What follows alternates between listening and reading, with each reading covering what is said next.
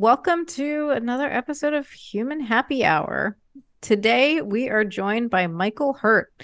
Michael is a visual sociology professor at the Korea National University of Art and an ethnographer and street fashion photographer. He's based in Seoul, South Korea, and he graduated from Brown University with a double major in history and American civilization and has a master's and PhD from UC Berkeley in comparative ethnic studies. So, welcome, Michael. Thank you so much for joining us. Thanks for having me. Yeah, sorry for all the Um, difficulties, technical and oh, time. no problem. I'm just happy anybody keeps talking to me. Um, Well, I had to fight to not ask you a bunch of photographer questions because I'm a photographer. Oh, But someone we cool. were trying to keep it on task, but I'm just like shaking with questions about that. But we'll talk, about gear stuff is what I mean. But we'll talk about Oh, okay. You want to talk photography? I'm yeah. always up Oh for it. yeah, street photography for sure. yeah. Yeah, I mean, and I don't really know much about street photography, so it'll be interesting to learn about it. Uh, yeah, so I guess we'll start with what brought you to Korea and how did you kind of start out being a street photographer there? Um, I'll go with my little joke. What brought me to Korea? An airplane. Sorry. But yeah, initially I came to Korea after college, 1994. So you can do the math if you want. Um, and it was a program called the Fulbright English Teaching Assistantship, where they put you into middle or high school. And I was in a middle school, and you teach English as a teacher and live in a homestay. So it was a pretty cool program.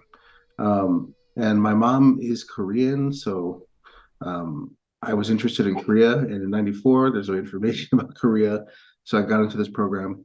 I didn't want to be in a private language institute, um, and it was a good way to be there and be in the main institutions of society. So, um, ended up coming, had a great time, um, learned a lot about Korea, realized there were some weird things that I saw in the school, and decided to go into the direction of what is now called Korean studies in grad school. So, and I ended up coming back to do my dissertation in 2002 and didn't leave since 2002. Been in Seoul since then. Wow, Yeah. 2002. So I came to 2002. Korea, the Seoul, to live basically when who was Bush was in office. Bush two. Yeah. Yeah, good time to not be here. Yeah. So I kind of was like, see ya. Enjoy, enjoy Bush and all that stuff. God, how Uh, much has the politics changed there since then? Of course, that's a big well, question. But oh wow. well, I mean, I remember back when I was like, Bush is the worst. I mean, yeah, here, yeah, I'm displaying my feathers as a lefty liberal. Bush is the worst. It's so embarrassing to America. Can't get worse than this. Um, and then we had 2 terms of Obama, which was like kind of a party. Um, and then we got worse than Bush. Um, and yeah, so it's been easy to be living here and not there. Is it politics Yeah. easier to deal with there? I mean, I know nothing Oh, you about it. mean Korean Yeah. politics? Yeah. Um, it actually strangely kind of mirrors what's happening in the States. So Hmm. you had the Christian right kind of figure itself out and become powerful in the States. Um, and that definitely happened in Korean politics. Hmm. Um, I guess you could say more recently, they've always been around, but they really figured out how to get into, throw a wrench into things and really get themselves leverage in a lot of politics. But yeah, I think in the States, you talk about socialism, you're talking about certain, push button trigger issues. We were talking about CRT and drag shows for kids. I Oh mean, yeah. I don't know if it's an issue. Um, like really relatively weird things. Whereas in South Korean politics, you accuse the kind of lefty politician who was in power, Moon, of being an actual North Korean, plant, Oh. Oh, a that's sleeper agent or interesting. something, which is patently ridiculous. I mean, is the the president a North Korean spy? Probably not, but Wouldn't someone from North Korea, I'm gonna sound stupid as hell right now. Wouldn't that be a right wing person though? If they oh were in no, no, politics in North Korea?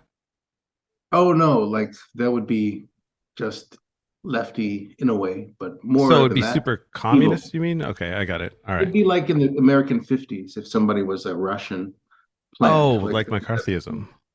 yeah. So there's like Uh, a what's that movie, the Manchurian Candidate? So they mm. were trying to argue that Moon was a Manchurian Candidate kind of guy because he has Okay. yeah Oh, all right. I lefty understand. policies. And even the coronavirus got kind of argued in that direction. When you know because we're close to China. Yeah. So, of course, when China was exploding the first time, people were like, close the border, shut it down, get rid of the immigrants. They're bringing in this stuff. And in the Korean Wow. situation, sense, right? Like everything in the world comes from outside Korea. Hmm. So, shut the borders, be suspicious of foreigners, especially Chinese foreigners. Um, that became kind of the thing to do. So the right wing criticism of the Moon administration, who was like, no, shutting down borders doesn't actually help. Actually, we're not going to do that at all. In fact, we're going to keep them open. We're just going to institute checks and make sure this is an inevitable thing to come in. So let's treat it that way. And people thought he was insane. You're just trying to destroy the country. We knew you were a North Korean sleeper agent, that kind Oh of my thing. God. So it got weird in a Korean way. But as the virus moved on and eventually got in, of course, um, South Korean policy became pretty famous across the world for being highly efficient. Draconian, not really. I mean, you had the state in your cell phones and tracking your GPS and matching that against your credit card data, tracking cluster infections with big data in a somewhat potentially scary way, in a way you could be like, oh, maybe this is 1984. Maybe the state shouldn't have this much information about me. But I think since they were so on top of things, South Korean folks were just like, okay, you seem to be handling it, so we're just going to let that go. And yeah, coronavirus was in the double digits for a good part of 2020, and then triple digits for the latter half, and then it was exploding after Delta. Um, and then the government was just like, okay, all our strict Corona stuff. Now that Delta's here, we got to basically do a 180, and we're gonna go with living with Corona. And so it was quite reasonable, data driven response. And I, as an American, was like, really glad I'm here. And you started hearing other foreigners who were living here just being like, wow, watching the US, UK, other places melt down. Masks, my freedom. Let's go murder the governor of Michigan. That kind of thing was instructive and just kind of reminded you how well things were being kind of dealt with here. So um, a lot of politics with Corona, as in other places. Um, but the one thing that I think kept it out of the way is I think South Koreans do have this pretty large sense of social obligation. And once they got the message, wearing a mask protects everybody else, and by extension, protects you because you block this from an infection. People were like, okay, we got it. We'll wear a mask because South Koreans are wearing masks anyway, because of the yellow dust. Sorry, my voice is going already. Oh, no problem. If you need to get water or anything, feel free. Oh, okay. But yeah, everything was politicized, but not quite as, I think, nastily as in my home place, the US. Yeah. Do you feel like you saw a glaring difference between like in the US, this individualism is just so pervasive, versus in Korea, where you said So, people were just like, yeah, I'll put on the mask, and here yeah. it was like a much bigger deal for a lot of people. Yeah, I think that American individualism, exceptionalism, me, us, America special, um, was there, but also I do think there was, um, yeah, a good deal of it was the result of uh, education systems not being completely pummeled in in the culture, where people could be presented with logical facts and evidence and be like, oh, we know that you're already used to wearing masks because of, microdust and yellow dust from China, from the Gobi Desert and stuff. So you're already in the habit. So we're just going to add Mhm. in the fact that, the how many microns or whatever, the fine, liquid particles. Anyway, you not spreading this actually helps you prevent from directly infecting other people, which you should feel guilty about if you infect other people, right? Yeah. But it also prevents, you know, larger explosions of this, which will infect, in the end, affect you negatively. So I think people were able to be like, okay, that works. Yeah. Um, Isn't it sad that you have to remind people that they will benefit in order to benefit others? yeah. And I think that's where I realized, because I'm from Ohio. I'm American, American in thinking, no matter how long I live here. Um, and as soon as I heard the CDC announce the mask policy, I was like, oh, it's over. Because when, they said, okay, the reason we're asking for the mask is so you don't infect others, I was like, and that's where this policy is going to fail. At that moment, I was like, that's not going to work in the States. Yeah. Yeah. Yeah. Yeah, they did a terrible job with the public health messaging. So it sounds Yeah. like in Korea it was different and people were very receptive to the public health Oh, yeah. messaging. Yeah. And that's actually one reason I continue to be here for so long. Is, I think the Corona thing was kind of a final exam or midterm, whatever you want to call it. But it was just a concrete example of why I continue to stay here. Um, One reason is, even as a foreigner, I'm in the public healthcare system. Every employee gets paid in, you're required to. Um, anyway, they have a centralized healthcare system, but dental is also covered, basic teeth Mm. cleaning and things like that. And I had a root canal a few years ago, and I never had a root canal before, and I had always heard root canal really sucked, it's bad. And they to go in, kill the nerve, pull it out, all that stuff which isn't pleasant. So I went in for my root canal because the tooth crumbled and they had to fix it and do a bunch of stuff. And yeah, all of the work on the root canal, um, and they put a crown on it, and I chose the expensive zirconium crown, which was like $600. No. Um, but all the work, like 4 or 5 visits, were covered by national health insurance, Oh and God. so they don't Be cover nice. your choice of expensive crown. But the doctor was like, the dentist. I don't want to piss off anybody on either side. Dentist was like, um, I kind of suggest you get the zirconium. That's the best, most expensive, but beyond whatever brand name, it was from like Denmark or something. I don't remember. Mm. Um, he was like, this crown is never going to break as long as it stays in place. Like, it'll be around long after you die. Like, the thing that will be left will be your teeth and this crown in perfect condition. How was the So if pain you want to management? deal with, Uh, what pain management? Yeah, like a lot of people will go, "Oh, sure, it was free, but," and they'll say like either Oh, you have to wait or there's not as good doctors. Like, how was all that stuff? oh, pain management. The reason I was confused because there was no pain at all. That's nice. Mine hurt Yeah. like hell.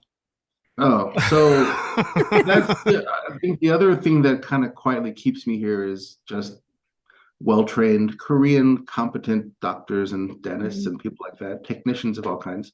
I don't want to get in trouble. I'm not saying all doctors are technicians, but Oh God, don't worry about people it. who do technical things, who specialized knowledge. Um, yeah, they went in, they were doing things, they felt a little pressure. And I know the first couple of visits was to deal with the nerve canal itself. Um, and I was like, oh, so the session one is done? And she's like, yeah, we already dealt with the whole nerve thing. You're done. Your gums are in good shape. Um, Nice. and see you later. And I was like, wait, isn't a root canal supposed to suck?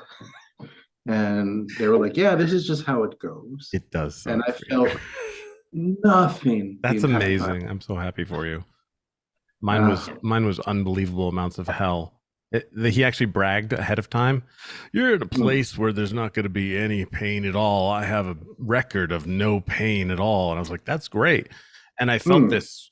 this feeling. First, it felt like a warm needle, and then it touched a nerve, and then I felt it all over my body, and I went, Oh God, no. "Oh!" Oh, And I he goes, now listen, a lot of times when people are nervous, they have this phantom pain. And I'm like, I have never felt anything like that in my life. And he was so beside himself. He's like, well, I can't give you any more. I was oh like, no. oh, it was I horrifying. mean, Horrifying. that's actually what I feared would happen because I looked around on, of course, YouTube and internet enough, for the real deal information. And I was like, yeah, I really don't have, I hope that doesn't happen to me. Sorry that happened to you. Oh, it was awful. But I was just like, um, I'm feeling nothing, so I'm a little suspicious. Are they You didn't really get a doing root canal. it? Yeah. Am I done? And I was kind of like, after the first one, I was like, can we just get started with the thing? I want to make progress on these several visits I have to make. And like, oh no, your root canal, your canal is fine. You just gotta come in. We got to put in the artificial part of the whatever. And by the second visit, they were like, yeah, most of this stuff is done. We just Hmm. gotta fit you for the crown, do this other Wow. stuff. So let's be Um, clear. In America, it cost me ridiculous amounts of money and it wasn't covered, and I have to get it fixed. And in South oh, Korea, no pain, free except yeah, for you paid for a froofy the cap. crown. Yeah, the expensive one. Oh my God. Like it's like, okay, well there you go. Yeah. Yeah, So because my we pay the most and we still don't get the best outcomes. So you don't even get what you pay for in this and country for that's healthcare. what I wish more Americans knew, So do I. just so people would know enough to demand more. Mm-hmm. And you could easily be like, well, that's South Korea, sort of like in the 80s. Well, that's Japan. That's like some sci-fi society.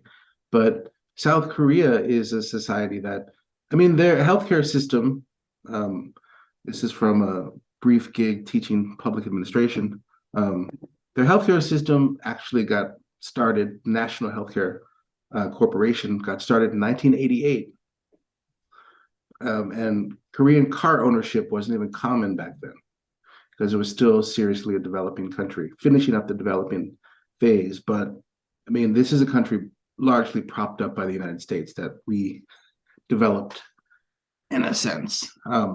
So if South Korea can figure it out in such a short amount of time, Mm.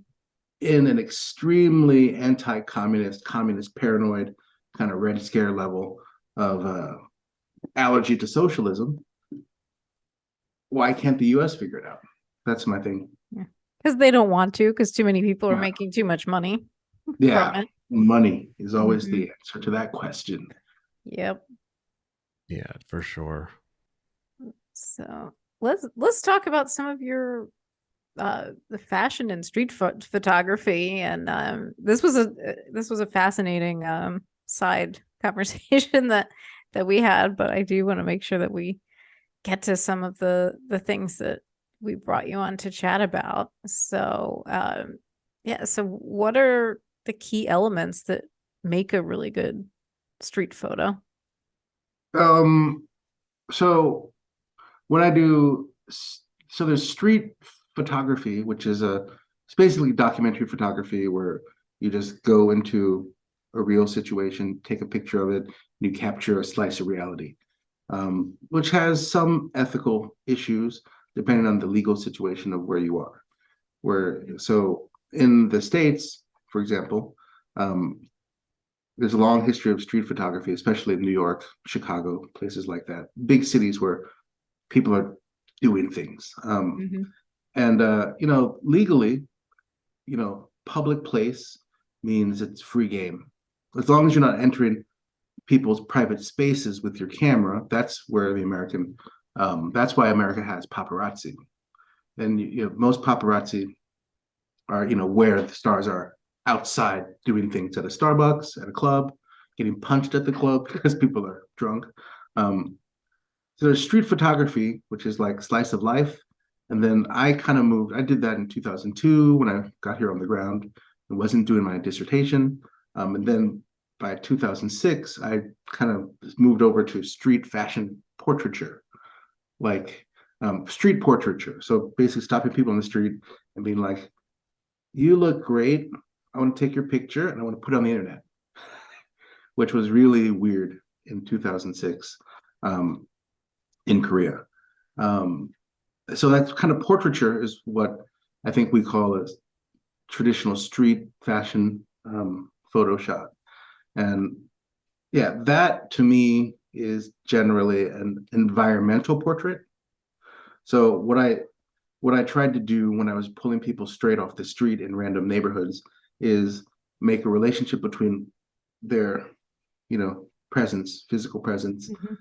them in reality, and then how they relate to the space. So it's kind of a record of the space they occupy and then the person. So if you can see that relationship, I feel like that makes for a better picture. Oh yeah, If you can definitely. kind of get a record of the place as well as the person. Um, and once I started realizing that, like I go to Myeongdong, which is like a shopping district, there's lots of lights and things happening in the background. I would often use a wide angle lens, put it real low, and you get the full body in there, I especially noticed the you do a lot shoes. of low shots. I thought that Yeah. was very interesting because a lot of time in photography to make somebody more attractive, you go high. Mm. Generally, and I was like, I like his low shots a lot. Like I really like them. Mm-hmm. Oh, thank you. Well, the thing that really works with the low shots is uh, one, it makes the person look taller. Um, well, before like 0.05, 0.1, before that, like you get more of the environment in the shot, especially when there are buildings in the shot. You can get the bottom to the top of buildings, and then oftentimes the sky. But in that kind of extreme wide angle, you also can make the person tall, which you know most models or street models, mostly women, tend to like in Korea. So you make the person look tall, and then because of the distortion, you make their heads look small. And don't know if you've heard this, but in Korea, people are like, "Oh, you've got such a small face." And having a small face is seen as Oh, desirable. So you shrink the head, make them look tall, and also in my practice, you get the shoes in there because the shoes make the outfit. Um, and with the distortion, it kind of makes it look more interesting because sometimes in my shot the shoes are larger than the head, okay. and I have a really weird thought about that. In yeah, America, do you think we're influenced by Disney characters because their heads are bigger? Because it's a big Pixar. deal to shoot from up in America down, and that would make your head bit look bigger. I Well, know. I think that was like a trend in like advertising and in advertising photography. Remember back in like the late 90s, Yeah. they'd always have, like the person looking into the camera and holding up something, Yeah. and Yeah. then they'd be Mm. really small on the bottom. Right. Right. So I feel Yeah. like that was definitely a thing that American kind of advertising photography was into. Okay. Um, but I think in Korea, telling someone they have a big head is like you're fat. No one wants to have a big head. Um, even That's though in the anime that's the interesting. thing. But the thing in this anime, the heads aren't big. It's just the eyes are big. Right. Yeah. Do you know what is the issue with having a big head? Do you know the reasoning behind it? I don't know if there's reasoning, but I do know that when I was a kid, my cousins and other Korean relatives, even when I was a kid, looking at Korean people, partially as an insider, partially as a person who sees Korean people from a non-Korean perspective, how people see me and my relatives, out in places, I used to think to myself, yeah, Koreans have big heads. I don't know if it's just my family, but I was like, yeah, Koreans have big heads. So that was a thing in my head, my big head, for a long time. Um, so I just kind of thought Huh. having a big head just makes you look kind of like country or something, Interesting. non-sophisticated. Hmm. Um, I kind of feel like that's a thing, but yeah, having a big head relative to your body is not considered a chic thing to have. It's also interesting because I don't think you can control the size of your head, right? That's just No, it's just genetic. Like your head is so it's an although you interesting. can kind of, you can kind of fake it because there are in the plastic surgeries that one can have Yeah. here, Yeah. they Oh do no, have what? plastic surgeries to move your hairline. So your face appears, Oh. different size Oh, they'd have than, to like take my Oh, head like off. shorten your forehead or something so yeah. that you're Oh yeah, right, I've heard I about guess you that. could manipulate jawline and yeah, with Yeah. plastic surgery. Yeah. Like you could make your head look bigger, your face, not head, your face look bigger, like having a large, smooth forehead, creating like a nice, straight oval shape, Hmm. like a elongated oval Oh shape, right, right. which would be ideal. Huh. That's super interesting. Wow. Everybody that's shaves their head had a thing in the 20s, whatever age they started going bald. You look into everything, and I remember the one where you where you pull the hair and then you re-stitch it. Ah, And I was just like, screw it, I'm just gonna shave my head. That sounds yeah. dangerous. Well, I mean, I learned from having this scar. I was in a car accident. I was in the back, and my this ripped open, so you could see the bone, Mm. and so it ripped a nerve, so it didn't hurt at all. Um, but I had to have plastic surgery to make this scar heal as nice as it did, which is actually pretty good considering what it looked like. But I learned from that you don't mess with the nerves in your face and your Mhm. head. You cut this, it becomes dangerous from what I understand. Um, because I'm sure you probably have to sign a waiver if you do this kind of surgery that you could probably lose sensation in your face Oh and all god. kinds of bad Mhm. things in the worst case scenario. But yeah, it's there's a lot going on with the face. Yeah. Yeah. Wow. So I'm gonna try to pronounce it. What is exactly an ethnographer? Oh, Did I do it? yeah. Ethno meaning people and graph as in graphy, like looking, tracking things. Um, so basically what you would think of as the a simpler version of the ethnographer studying people in a structured way would be kind of like an anthropologist. Um, the person who puts on the colonial era, like hat, khaki shorts, Mm-hmm. has a British accent, and goes lives with the natives, Mm-hmm. which is kind of an old-fashioned, problematic thing. But the idea you go into a community. Margaret Mead's a famous slash infamous example. You go live amongst the people. Um, I think there's this conceit that you become like them, Mm-hmm. um, and then from the inside out, you can describe who they are and what is important to them, and get a sense of their values and things. So, an ethnographer, I think, is a more modern city version. I don't know about city, but I think ethnography is pretty popular in academia these days as an approach. A lot of sociology practice would be, talking about ethnography. Ethnography is actually popular in business these days. The ethnographic approach, um, basically, going into a community or, getting the information out of them in an organic way as possible, is kind of the way of doing things. So a business oriented ethnographer would, instead of giving out a standard survey, which is kind of, not very revealing, you might go hang out with, just kind of shadow the person in their native environment. Like a female ethnographer might hang out with a bunch of high school kids to see how they use their cell phones. And instead of asking them a bunch of questions, would be like, just let me just hang out with you. I'll stay at your house. I'll be around when you wake up in the morning, which sounds kind of weird, but I'll watch what you do. I'll follow you to school. I'll shadow you all day long and actually see what you do with your cell phone. And the way that's more interesting is, instead of giving people a bunch of questions, how many hours a day do you use your cell phone?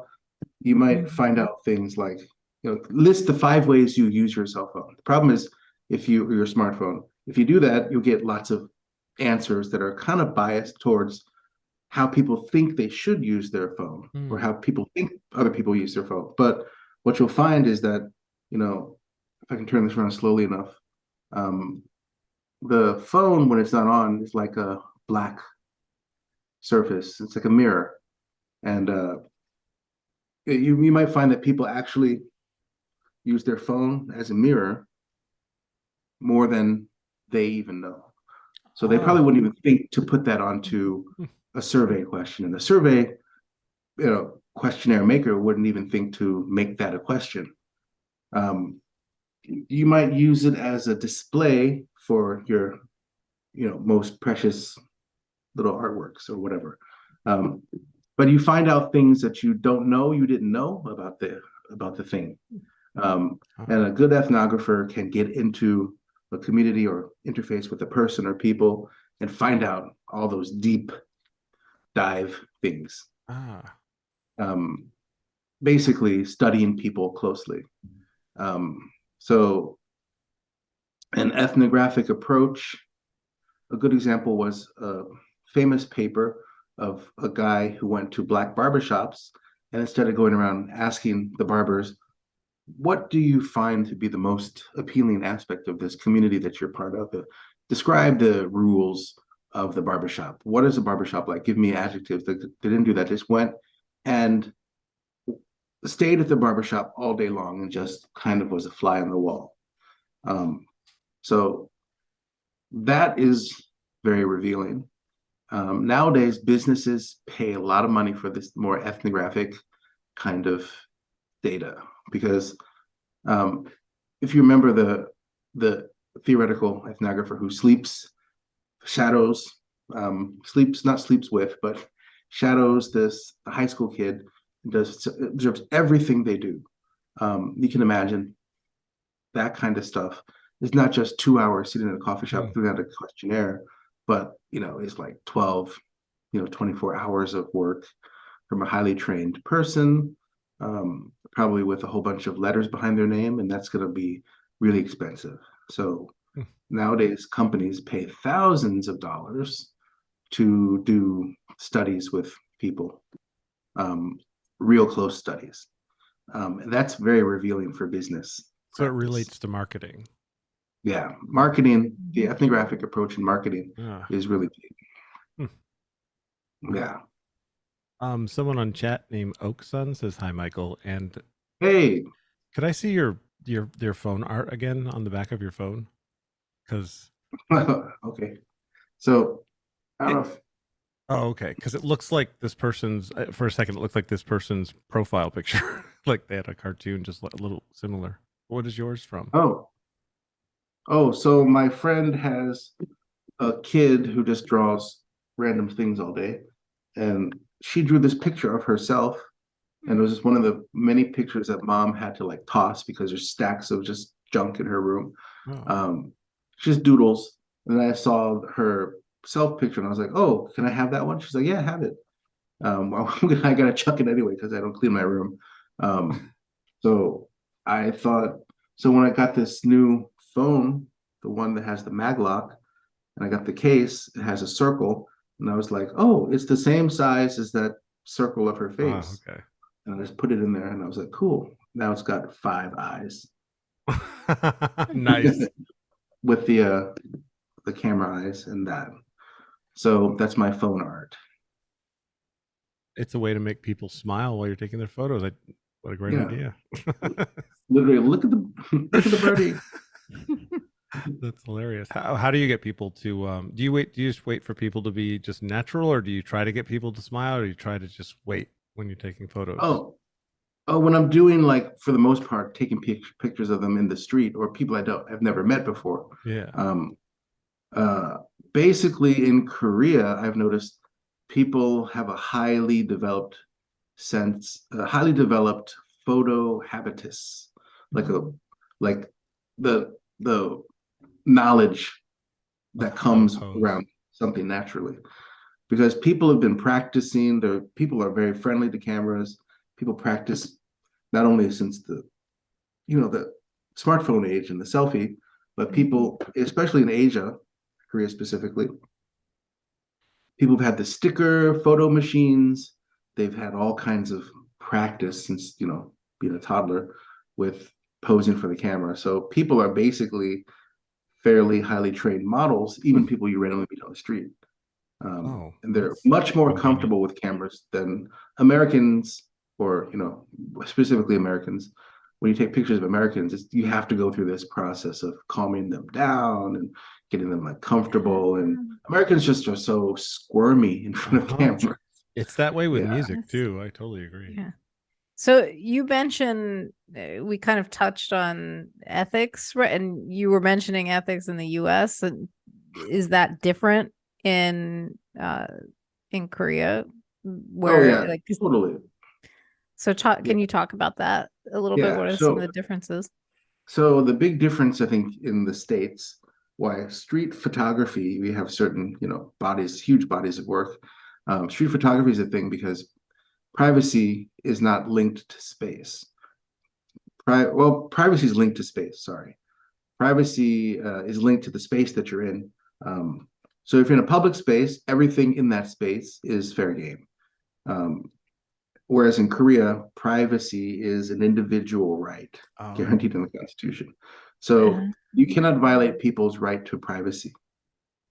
interesting. So technically, taking a person's picture has always been not illegal, but kind of in a gray area, because the idea of in Korean law, there's this idea of the right to control your facial image, Hmm. which is very old school in a way, Confucian, um, you could say, in that, your face, you've heard the expression losing face. Hmm.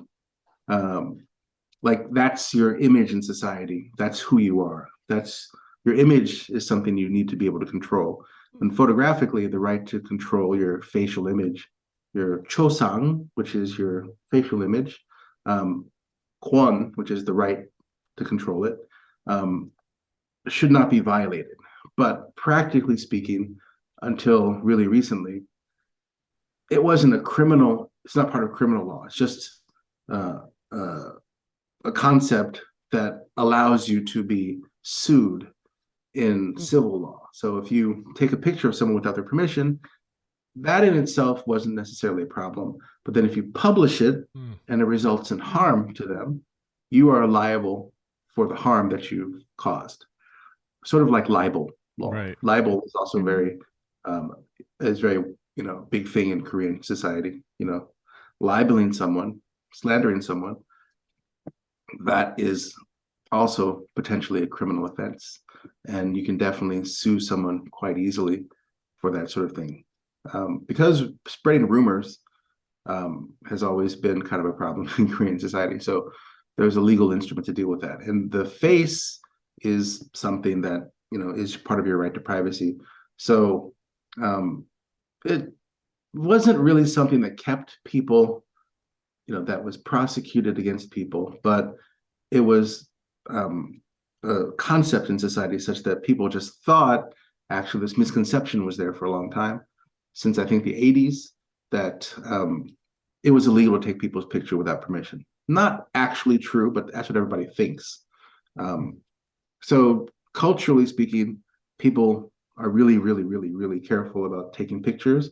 Even if you're in, like, you take a picture of your friend at the shopping mall or something like that, and there's a whole bunch of people randomly in the background. In Korean social media, you'll see people putting like little happy faces or cute little Oh. stickers over people's faces Oh, so wow. that they don't get in trouble. Oh. Hmm. That's But in pretty other interesting. places where it's much more illegal, like Germany, France, these days, from what I hear, what I understand, is in Germany, if you take a person's picture, even accidentally, it's like you punch someone in the face. It's seriously illegal. So people just don't do it. Wow. Yeah. That's pretty Oh. So hardcore. Jeez. yeah, Korea is kind of in the middle, I guess, of that. It's not really illegal, although there's recent laws against sexual crimes that have made it a lot, the laws that exist have a lot more teeth. So it's kind of a bad idea to take people's pictures without permission in general in Korea these days. Um, but yeah, so there's kind of a culture of not doing it more than there is a strict legal code, and someone's going to call the police on you, you're going to end up in jail that night. But generally, you just kind of don't do it, which is weird since street fashion has picked up as this really specific, like thriving photographic practice here, especially around Fashion Week, Seoul Fashion Week, where I shoot a lot of stuff these days. But yeah, Korean photographic practice, modeling, things like that, has really exploded largely because of Instagram. Um, so in a way, the kind of vibrant photographic posing modeling culture shouldn't exist in Korea, given all of the kind of structural, things that should give a little bit of friction against that. But it's actually quite lively here. Interesting. Yeah. So when you said you'll ask for somebody's permission. Do you feel like just getting that verbal permission is enough, or do you worry that, Mm, like yes. that's fine?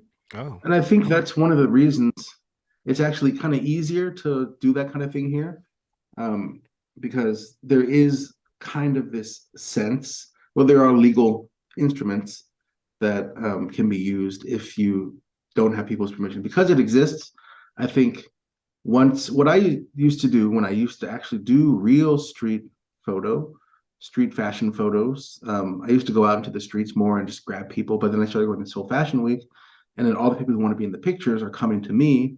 And frankly, I got lazy because you got much better people, much better models, much better clothing, and they're all coming to you. So, and Seoul Fashion Week pictures draw in more attention than just me going to Myeongdong.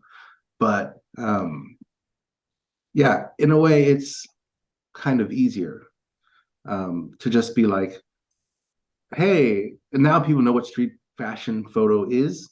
Um, hey, you look really cool. I'd like to take a picture, street fashion photo of you and put it on my Instagram. Now people are like, okay, I understand what you're asking. And they're Mhm. flattered. So, and now you can just roll up your Instagram feed and show them what kind of pictures you're taking. And then they ask, oh, is this free?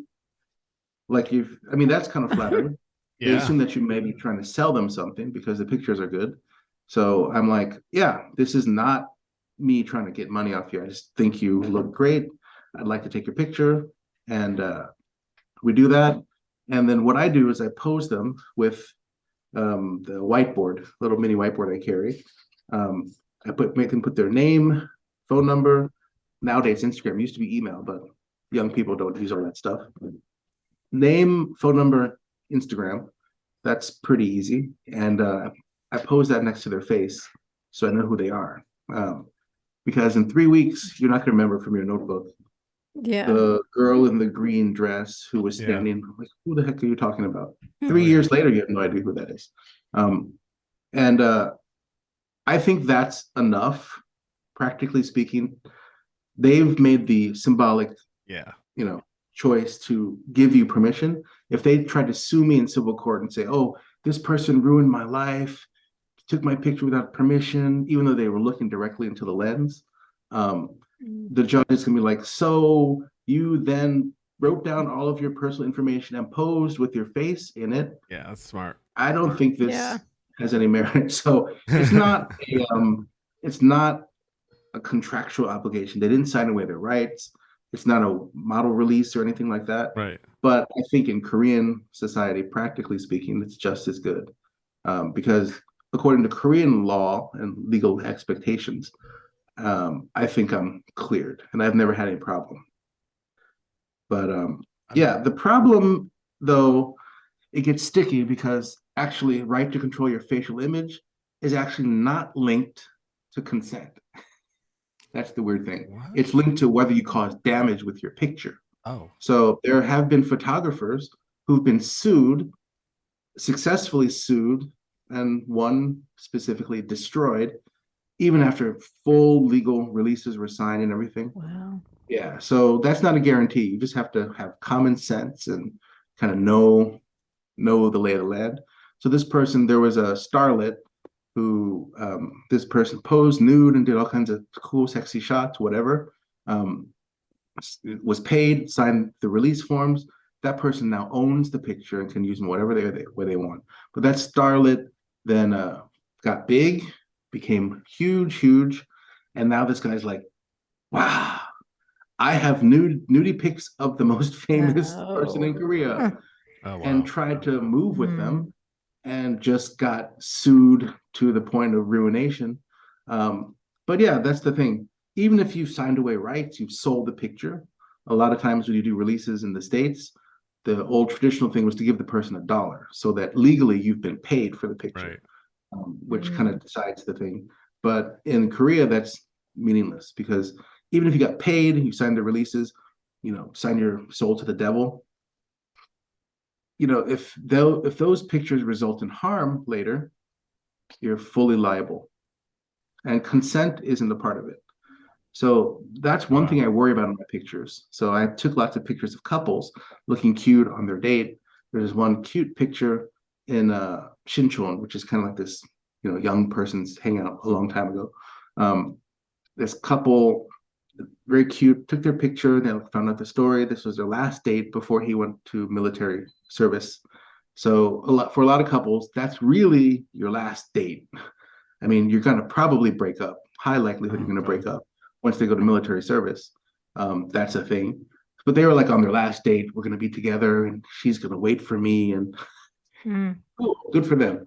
But it was a really cute picture, and she actually wrote me an email later and was like, "Thank you for this picture. This like saved this wonderful moment in our lives." And I was like, "Oh, this is why I do what I do." And this is in 2006, seven. Um, I'm gonna say seven. So is that person, are these people married to each other? Probably not. Statistically, probably not. They probably didn't even make it to the end of his military service in terms of probability. Are they married to people? Probably. So if I did a retrospective book, big exhibition in Seoul of street photography, people through the ages, well, not ages, but through the last 2 decades. If I did something like that, and that person found, because none of the contact information that I had on this person is valid anymore. Most of the services that they use, World, whatever, they don't even exist anymore. So it's sort of like if I had their contact plate and they were like, "Oh, MySpace, hit me up at MySpace." Like MySpace. they're gone effectively.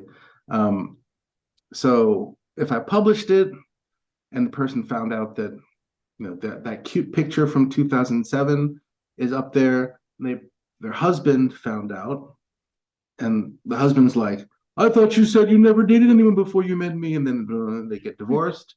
I'm liable. Oh So man. yeah. Wow. So you just have to be, I mean, according to the Korean way, you just kind of have to, you know the room, read the room. So I probably wouldn't make a book of couples I shot in the early 2000s because that's just a good way to end up getting sued. Um, Yeah. and also, by way of reading the room, when I do street photo, like a cute street photo shot, um, I've got one of a woman who was before smartphones and things, who was waiting for her friend.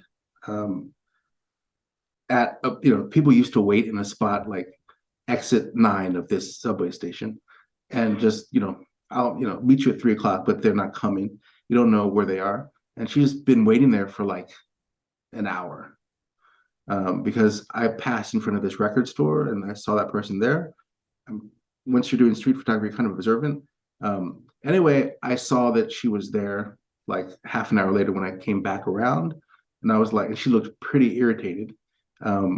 So I was like, I think this person's been waiting here for a while. So what I did is I kind of hung out, had my wide angle lens kind of just here, and zoomed out, focused, and this is when it was manual focus.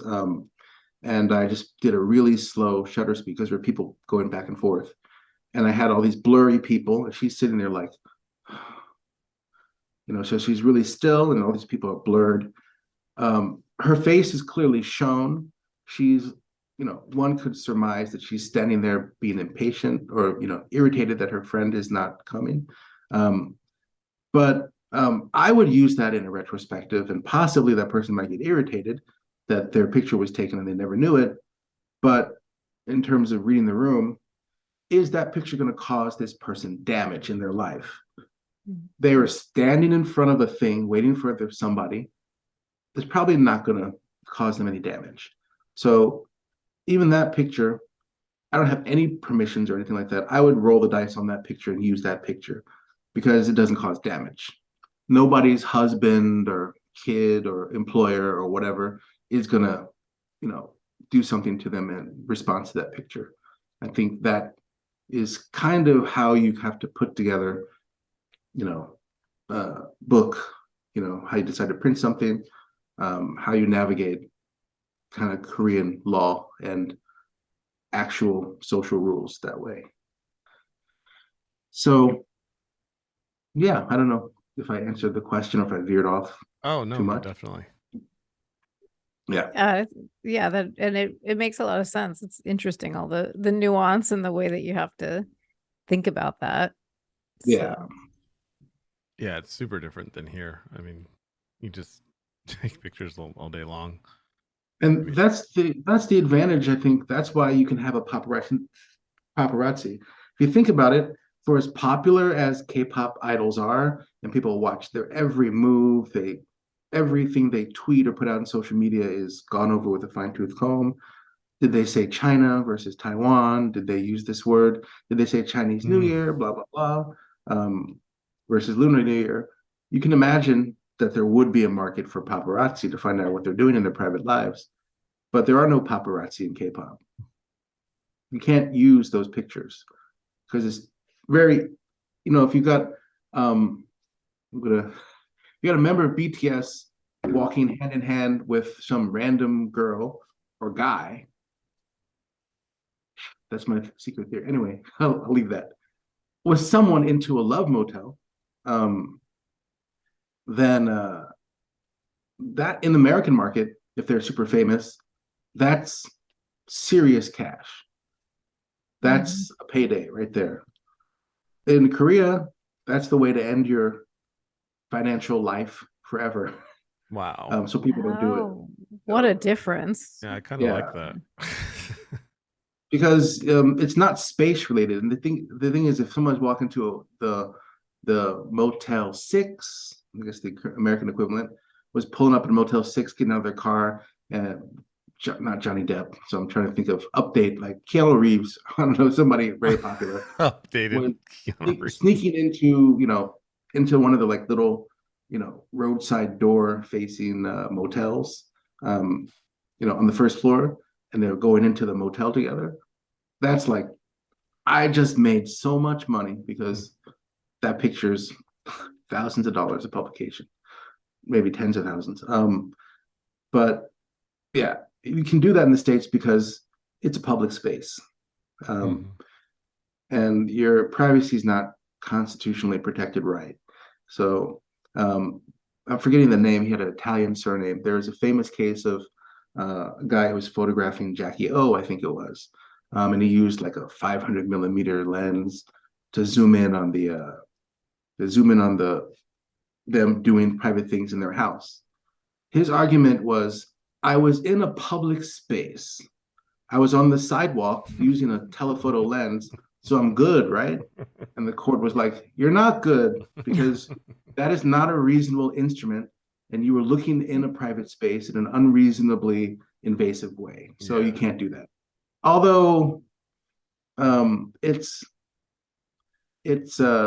nowadays you got people taking pictures of people sunbathing from helicopters and Mm. things have changed. But basically, um, it's related to the space you're in, Mm. the space the people are in. And I think the difference with that photographer was like I was physically in a public Yeah. space, so He didn't it's still understand. about the space. Uh, Mm-hmm. whereas in Korea, it's about I have the constitutionally protected right to be left alone. Hmm. Sounds so So much better. Yeah. in a way, I think related to these concepts, there's this. Have you heard of the burning sun incident, or maybe even seen? There's a Netflix documentary about cyber, not stalking, but cyber sexual assault. Mm. Um, that's been a lot of that's been a lot of stuff happening with photography in Korea. Secret cameras installed in Oh, secret Oh. cameras is a huge thing here. really? Um, yeah. Secret So that's a cameras. huge issue to the point where there are stickers in a lot of women's restrooms saying this restroom has been checked and cleared. Um, No.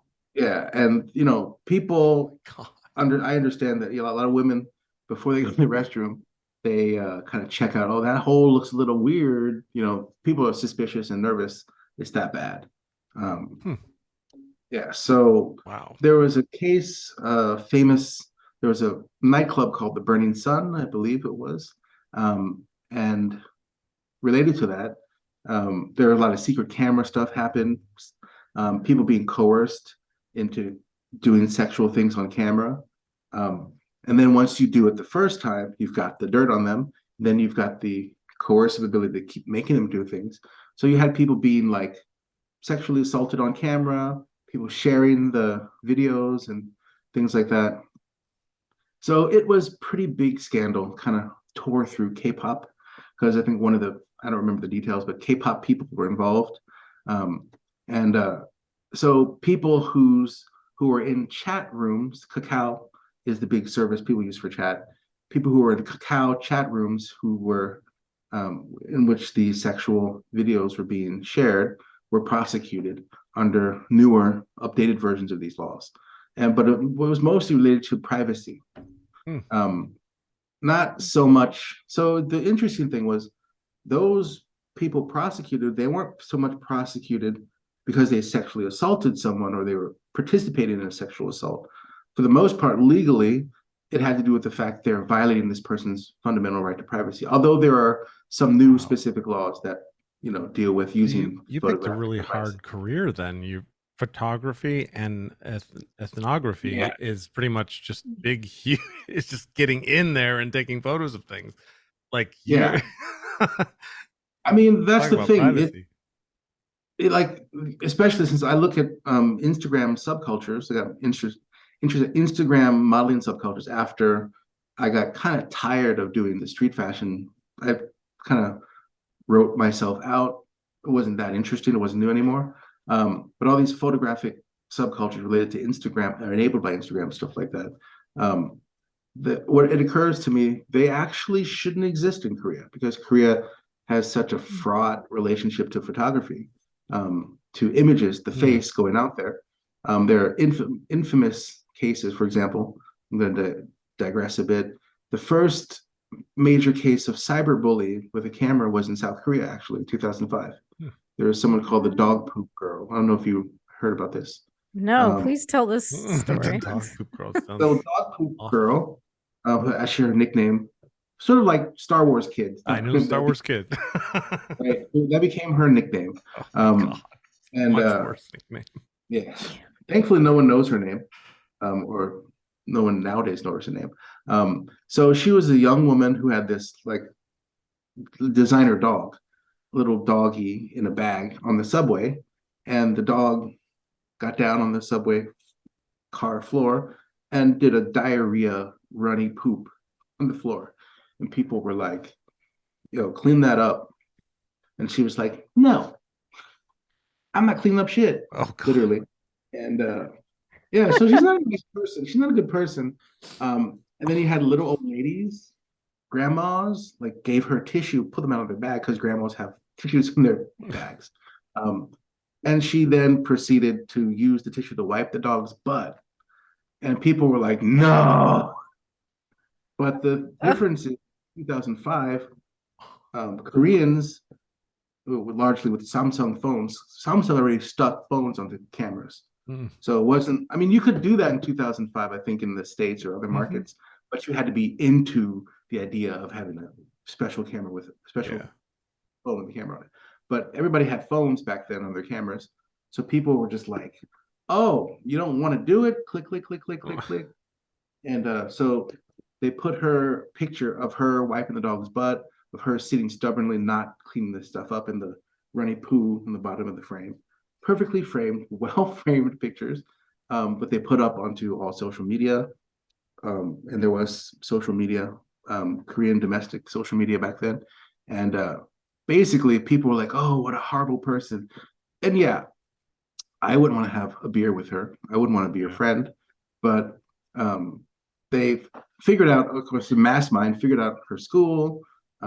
They figured out her student number, student ID, home address, her full name, obviously, her citizen's ID, which is like your social security number, every aspect of her life. Oh, They put it up, and people were like, destroy her. And people were going at her. So she finally came onto some kind of social media, I understand, and was like, listen, I'm sorry, you win. I'm a horrible person, but I don't want to kill myself. So please stop. So finally, I didn't think after a certain point, the narratives changed. People were like, oh, I think there was a news story, I forget which paper, that was like, oh, maybe we shouldn't be doing this. Maybe this is a problem. But then again, it's an early part of the technology. So it sort of reminds me of Monica Lewinsky, because there was a time when every punchline that she was getting hit with was hilarious and fuck her, right? And we were all just like, ha ha ha ha, this is hilarious. And then much, much later, we were like, oh my God, we're horrible people. Like, she didn't deserve that. Yeah, she didn't make the best choice, but she didn't deserve all that. So, but yeah, Korea has that relationship with cameras earlier than other places. So it's extra weird, but really interesting, sociologically speaking, that Korea has such a vibrant photographic, display, social media, highly professionalized photographic culture, because it shouldn't really. Um, and yeah, there's so I look at that and I kind of use my camera as a way to gather data. As the pictures that I take are a way to gather data. I'm actually figuring out what's happening, the relationships required, the labor required to make a picture, but also I have to make relationships with the person to negotiate to have this picture. And yeah, so it's like a key to access to these communities. If you take good pictures, most of the vibrant subcultures on social media are on Instagram, and they want the currency is good pictures. So whether it's like the drag community, the LGBTQ drag communities that are pretty vibrant now, drag performers. If I'm like, hey, I'll take a magazine style picture of you, are you down for that? They're like, yeah, name the date and time. So I have access to people I'd never be able to, call traditionally and be like, hi, I'd like to interview you in a coffee shop and take 2 hours of your time. So please meet me because I'm a fancy professor somewhere. Like, I don't have to do that. I can give them a reason to deal with me. So it's a key of access as well as a actual data itself. So as an academic, it helps me do the kind of work I couldn't probably do without the camera. Um, but as a photographer, it is pretty, it's not challenging at all. In fact, because um, so many people are eager to pose for the camera to enter into photographic projects. Yeah. So, although, yeah, in the bigger picture, it shouldn't be. Yeah. Sorry, I feel like I'm rambling. Well, you use a DSLR, so I mean, Yeah. a lot of people don't realize how much better photos are than your iPhone. Your iPhone can take great photos, but DSLR is, I mean, Yeah. it's just the way it goes. What's your process, by the way? I have to ask it one nerd question because it'll help me. Yeah. When you take a photo on your Canon, is that right? Yeah. Yep. 60 Mark II. Nice. Hmm. Then from there, how do you get it to Instagram? What programs do you use and what's the Oh, workflow well, that's roughly? an interesting aspect of how this all works, right? And how, because I picked up my phone Yeah. to show, yeah. The reason a DSLR, I realize my lighting setup is kind of weird. The reason a DSLR isn't as good, no matter what megapixels or Hmm. what resolutions, it's sort of like the megahertz, the gigahertz, the flipahertz, whatever flops of Hmm. back when we were buying computers. Oh, this one, the chip is so much because we don't care. It's Yeah. like, can it do the web or not? Right. Um, yeah, the reason the DSLRs are better or whatever cameras are better is because no matter what chips you have, you're looking through a pinhole Yeah. essentially. And the bigger the hole, the better the glass, the better the image is going to be. Um, and the process, so I take pictures of my DSLR and they're in the DSLR. That's a problem. They're in this camera, which has no internet. But nowadays, as I think you know, uh, I can speak to this with Canon really well. Um, so you can establish a Wi-Fi network from your camera now that connects to your phone or Oh, okay. Wi-Fi or Bluetooth, and then I select the pictures and I send them in full resolution over Full to the resolution. yeah. So it doesn't downgrade or compress. Do you It shoot just RAW? moves the file. Oh no, I shoot JPEG only. Okay. Because Yeah. RAW would So be like huge files. yeah, that's why I don't use RAW Oh, because I'm okay. like, do I need to have a Yeah. 500 byte file? I I do have not. terabytes around me right now of Yeah. photographs. And that's where photography gets expensive again. Yeah. So I move the normal JPEG images from the phone to from the camera to the phone, and once they're in the phone, I'm golden because Yeah. I've got it backed up to iCloud. Any Nice. picture I take of my spaghetti that I just made, or the fancy picture of a model in the studio, any image that shows up in my phone gets sent to the cloud. Nice. And I've got that on my home computer, my computer I'm talking to you on the desktop. It's my iPad, it's on my iPhone. So I can work with that photo. So at that point, I skip Photoshop because I'm lazy. And the more I do Photoshop, the more I realize I can't do Photoshop. That's a real, you pay retouchers money for a reason. And I don't have that training. I go to Face App, which I think is pretty good. Face App, Visco, which strangely gets a weird rap. Um, and I, because Visco has all kinds of actual simulations of films, like AGFA, this, that, and the other, Kodacolor, um, Hmm. different Chrome films. And so I can make whatever effect I want. I can put on digital makeup in Face App pretty easily. Hmm. And yeah, so once Wow. it's in my phone from the camera, I'm doing social media age kind of editing. Yeah. And then I go right to Instagram. Right, because it's so different. Like I take photos. I'm a photographer, and I've done a lot of weddings, and you couldn't do that with Yeah, weddings because they want paper pictures. So you want to be able to print. I try to print in the highest resolution possible. So I start raw, then I go into Lightroom. Um, and I imagine if I went JPEG, it wouldn't print as well, I would assume. But No, it prints then the same. I'm gonna switch because I love that idea. Well, the only disadvantage, without getting too technical, is that JPEG is basically once you take the picture, that's it. You don't get to really edit that much. It's sort of like actually film days. I think of JPEG as almost like film. You take the picture, that's it forever. The advantage for those who don't know of RAW is when you take the RAW picture, basically you've got all the data of different exposures and different settings that you could have taken. You've got enough data so you can fix it later. Yeah. But the problem is the file sizes are like 10 times as large. Huge.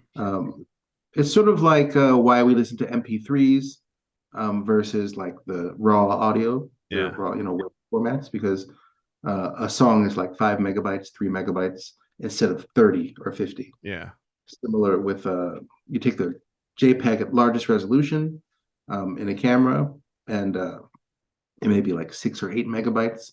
But if you took the raw version, it'd be 60 or 80. And so a note is that when you shoot runway, you shoot in everybody shoots in JPEG. Nobody shoots in RAW. Because when you shoot in runway, you got to do like 5 to 7 at least frames per second. Because I'll explain real quick. So when the person's walking, when you lay them out, you want the person's legs to be consistent. So you might have the leg. One popular way is like the ankle is up slightly in mid-step, crossing the other ankle. So when you lay out, and you'll notice that if you look at a lookbook, all the looks of the different outfits, 30 outfits in a show, all of them are in the same foot leg position. If they're not, it looks messy. So every time a person takes a step, you're like, oh, wow. To keep the consistency. Yeah. But if you're doing 5 frames a second, you may be doing like 30, 50 shots a look.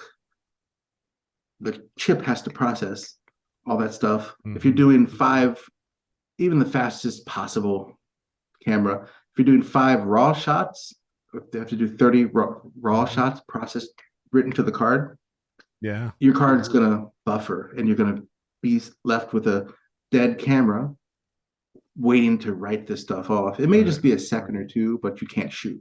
Yeah. But JPEG is like tiny little files. Ah, interesting. That was very selfish of me. I wanted a tip. But yeah, basically I shoot JPEG, which is the format that everything we use on. Yeah. I mean, I have to convert to JPEG if I want to do something. So I just wouldn't have to anymore. Some very pretentious photographer one time said, I only shoot in RAW, and he had a t-shirt that says I shoot RAW, and I just I know who you're talking about. Frono's photos. Frono's photo. That's right. Yeah, and ever since then I've just been like, I'm shooting RAW. Yeah. So my reaction as a person who shoots runway and has to shoot lots of pictures fast is basically like runway, you have to hit the exposure. It's preset, it's like studio shot. You hit the exposure every time they, different brightness levels of clothes. You have to click the shutter button faster or slower, depending on brighter or darker. You either hit it or you don't. Yeah. And that's, I think, the problem. I one time told people in a wedding that did the kiss. They did it really. They've been together for like 15 years and got married, and they were like, "And now pronounce you man and wife," and they were like, and I actually was like, could we do the kiss again? because the bridesmaid told me if I don't get the kiss, I'm in big trouble, and that was too damn quick. And luckily it went over really well. Everybody was really happy, and they thought it was hilarious, and they did this huge romantic kiss and stuff. But yeah, that was a rough one. Don't do weddings. Don't do weddings. Well, there are 2 rules when I do weddings. I learned this from a wedding that I did in like early 2000s. Is I shoot all JPEG weddings, but because they're smaller files, I'm just like Machine Gun Kelly. Yes, you have to be. And Yeah, so when you're in those moments, like there's a moment when the groom is in there, and usually in getting dressed, and they're adjusting the tie, and they're like in front of the mirror, and like maybe a good friend will like help adjust the tie. It's a nice little moment. So you can't really predict it, but you can kind of see where the Yep. flows are going. You know that's going to maybe Hmm. happen. So you're just kind of you're shooting everything. Hmm. And when you see that's about to happen, you don't know if it's going to happen. The person comes up and say, "Oh, dude, let me check your thing." Yeah. You It's get almost like like a 50 film. copies of it. You get that one shot in there, Yeah. and you can do that with JPEG and not fill up your card. Yeah. But the other rule I learned is I did a very cheap wedding, and I was like, I don't want to do editing. They were just like, yeah, we just want you to take the pictures and give it to us on a disc. And I was like, okay, I don't touch anything. Just give you the files. I never did that again Yeah. because um, I gave them all the files, and then I got this angry phone call Yeah. that was like, I can't believe you. I mean, this guy Yeah. sucks. Yeah. You get You all the took a bad bunch of shots. horrible pictures. I'm like, yeah, I'm taking the zillion pictures to get the one. If I had edited them, I'd give you the one, and Yeah. you'd never know about the 100 pictures Yeah. that missed. Yep. Um, but yeah, So true. JPEG is the way. So, so Michael, how did you originally get started in photography? Is this something you always wanted to do? Is it an interest that developed I was later? always there. Like from sixth grade, I was doing photography. Well, I from being a little kid, I was like, I want to. I had this little point and shoot camera back then. They were just point and shoot. You know, there were no chips in these cameras, really. Um, and from sixth grade, I asked my dad. I wanted to get one of the fancy silver and black, real cameras. Everything was filmed back then, obviously. I got a Canon AE1, which was the popular camera back then. It was an AE1 program. So you'd actually Hmm. you it had automatic settings, so it could like you could put it on P and it would take the picture. Um, and I got one of the professional cameras, AE1 program. Learned to use the aperture shutter manual program, all the modes, focusing.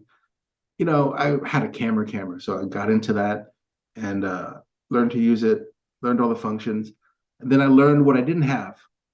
I was like, I need to be able to set aperture. So this new camera came out called the T90, and you could set aperture priority. You could set the aperture, it would do the shutter automatically. You could do Hmm. the opposite. Every combination of things.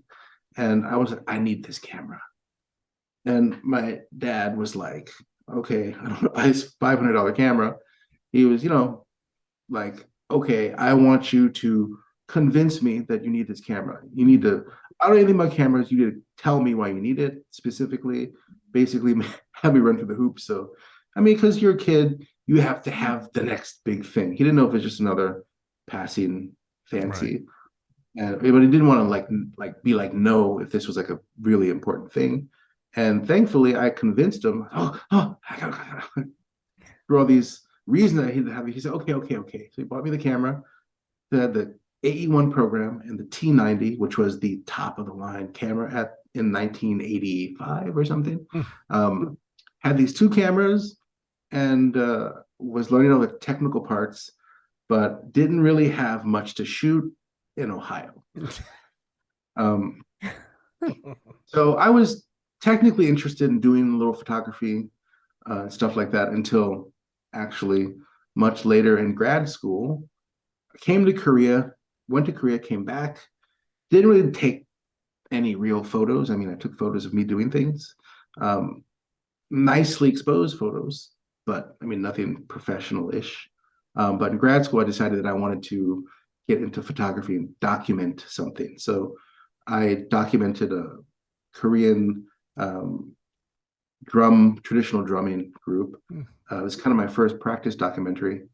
Took a class, cross-registered once because I was at Berkeley in grad school, so I could cross-register for the journalism school class on documentary photography taught by Ken Light, a well-known, uh, very good documentary photographer.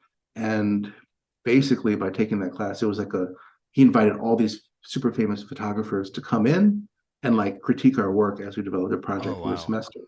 So I was like, I don't deserve this, but was able to get into the class and yeah, basically he just straightened my shit out. So that class did. And then I came to Korea to do my dissertation in 2002. Didn't finish that for 12 years, but got sucked into Korean street photography. And then that went to street fashion photography, portraiture. Yeah. That's really interesting that so you developed that as a kid and you just knew instinctively when you were young, like this is an interest, this is a passion, and you stuck with it in different iterations. So that's neat. Did I read somewhere correctly that you teach marketing? I did teach marketing. I taught lots of things that I shouldn't have taught, but I think the thing is, nowadays lots of Korean universities want someone to teach certain kinds of classes, specific content classes in English, because the student body, international, global point of view, scholarship from the outside, and a lot of people in the top universities can handle an English lecture. So when you have one of the reasons I finished my doctorate, the dissertation, is when you do have the PhD, you can apply for lots of jobs, many of which you have no business teaching. I mean, I taught marketing management. I was forced to teach in that program supply chain management. Your passion. I literally, because it was a business administration department, I literally, I was hired. They were like, "Oh, you have a Berkeley PhD and you have the time. You want to do it? You're hired." Essentially, they didn't look too closely. They didn't really care, and I was like, "Cool." I have to teach marketing management. I tell you now, I'm not qualified. And they're like, "Oh, well, there's a textbook, standard textbook that has the PPTs, do the PowerPoint, just go through the motions. It's multiple choice tests." I'm like, "Okay, whatever." Wow. And I was brought in. They're like, "Okay, you have to teach 2 courses, 2 sections of marketing and management, and you have to teach supply chain management." And I was like, "Hold, record scratch. Wait a minute. What's supply chain? I don't think that's a good idea." And they were like, "Just do it." And I'm like, everybody has to do it. You're required. I'm like, I can't not teach this because I'm going to look stupid. And I think your kids are going to be like, "What the hell is going on?" And I actually I went through Wikipedia to look through supply chain theory. Oh my gosh. I'm like, what am I doing? But I mean, I've long learned that you learn things by teaching them, but that was a more extreme example. Yeah. Yeah. Hi, welcome to supply chain management, everyone. So they were like, "Well, because you've got this credential, like it's fine, you can teach this other course." And wow, that's kind of it's kind of the worst aspects of credentialism. And no, here that my cat's trying to come up here. And they're just like, "You're from this fancy university, you got these degrees, you can teach." But I also think it reflects how little regard they had for their own students. So I'm not going to name the place, but yeah. I mean, I would be upset, especially if you're paying for that. Like, you want somebody that is an expert in that subject matter, not somebody that's being forced to teach it and admittedly saying, "I don't think I'm qualified for this. How about I do the other thing?" My main problem was that I looked into all of these things. Like marketing management was actually just almost as bad, but I looked into the theory and What I didn't realize is that business administration is not actually an academic field, right? It's basically it's not. I mean, if you taught it as a social science, it could be interesting because it's a field of human endeavor, economy, marketing things, selling things. It's what people do in society. It could be interesting, but it's not taught that way. And chapter 3 of this, I think it was chapter 3 of this book, Kotler-Kettler, Marketing Management, is about ethnography in business research. And I'm like, oh, that should be real interesting thing. So I gave them interesting readings. I was talking about, my work. I hadn't done at that point, but I know that people in Google, Facebook, the big places, Apple, use ethnographic, research methods and all these interesting things. Um, and the students were like, why am I doing this? Why is this not multiple choice? Yeah. So, yeah, I kind of did it too accurately, and it kind of so with the supply, but I can't say that was true for supply chain management. I mean, I tried, but I failed at that. I shouldn't have been teaching that. Huh. I mean, that's what I know. But I've taught other things and did pretty okay because they're kind of in my, as people say now, wheelhouse. There's That probably was not somebody even. watching, and eventually they're going to be like, "That was my supply chain management professor. He was awesome." And funny thing is, half of teaching, as you find out by doing it for a long time, is whether they like you or not. Are you likable? Do you try for them? I mean, I think they could see that I was trying to make interesting cases and trying to explain things that I thought were interesting that they could find useful. Anyway, I was trying. I didn't phone it in. So they could have had a professor who was experienced CEO of this, that, and the other, and was doing this job as a Yeah. hobby essentially, and just phoned it in. And it could have been worse, could have been better, but I think they you could got be. me. I'd like to be. I'd like to be in one of your classes. I mean, I think you're likable. That's great. Yeah, thank Yeah. you. That I is like true. to. At least you try. That's a good point because there are people who are subject matter experts, and because they're so accomplished and good that they just phone it in and they don't really care Yeah. about teaching people. So at least you had heart when you were Hmm. tackling That's these the things most important for thing. You gotta people. have heart. Yeah, I mean, and I think kind of that translates to the photography as well. So now that well, the fashion photography, cool pictures of people that you take in a studio or take a studio, aesthetically nice pictures. Um, you got to have heart to take good ones. Like if you don't truly understand how the lighting, if you use a flash here and there, works, angles, and also relationships with the subject and what they're interested in doing, what they're willing to do. If you don't have the ability to navigate that, you can take a technically really good picture. And there are millions of technically really good pictures in top fashion magazines that have nothing to them. Yeah. And a There's good no example heartbeat. is no heart. I mean, there's nothing behind them. Yeah. And a good example I'll give is like, let's say you have a given like this shirt. Well, not this shirt, but an item of clothing. You want to take a picture of it. That's what you do in a fashion magazine. You make it look cool on cool people in cool situations.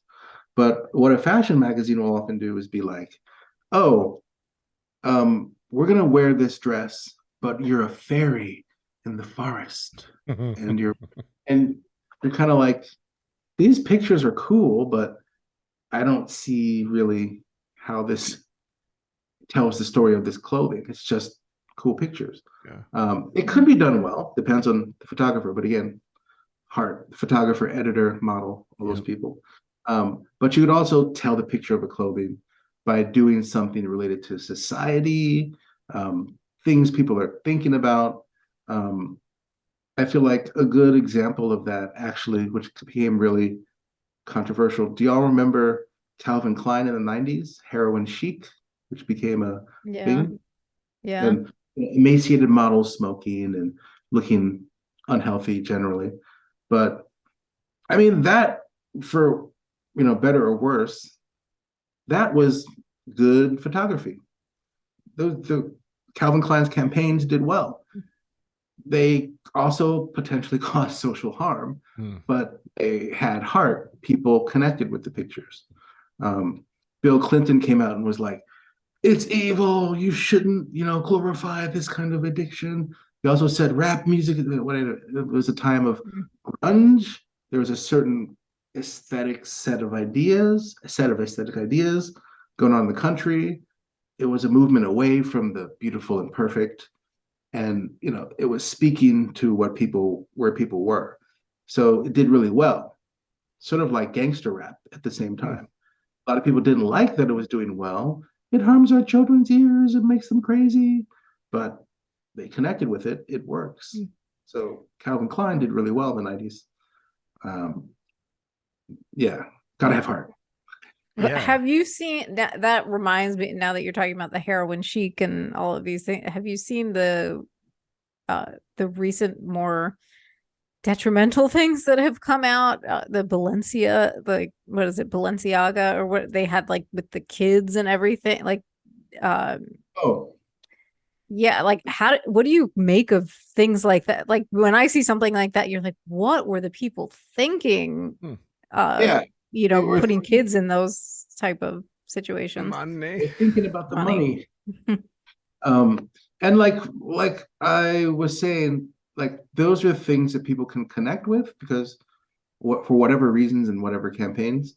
But then you have to ask the question, I could make money doing this. It could become more popular. It could go viral.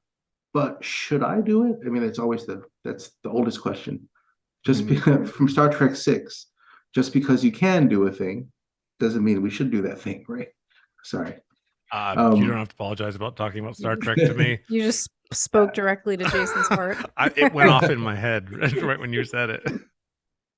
so, I mean, there are all kinds of aesthetic things we shouldn't do necessarily that, excite the dopamine centers of our brain, which is what happens in the Instagram age. But um, in a way, I'd almost rather have something with heart that, I mean, we're talking about art, something that oomph, Mhm. oomph, than something that's just, generic and phoned in, which is why I don't really actually keep up with fashion magazines, especially in Korea. Hmm. Fashion magazines in Korea, I'm getting in trouble now, but generally suck. Hmm. And, when I say this to people in the fashion industry or people who are fashion interested, they all agree with me. They're like, yeah, we know what you mean. Because they watch, you know, foreign fashion media as well, like a hawk. But I think the problem is Korean fashion magazines tend to have conservative, just speak to whatever, like not politically conservative, but finding the safest thing. Editors, photographers, not so much models, because models will essentially do what they're told.